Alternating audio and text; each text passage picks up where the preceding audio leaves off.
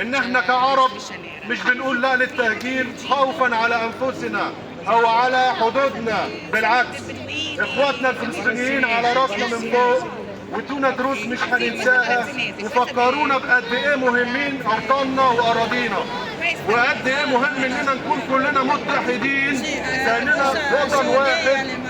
وعلشان كده مش فقط لا للتهجير، لا لحاجات كتيرة تانية، لا للظلم، لا للإبادة الجماعية، لا للاحتلال الصهيوني.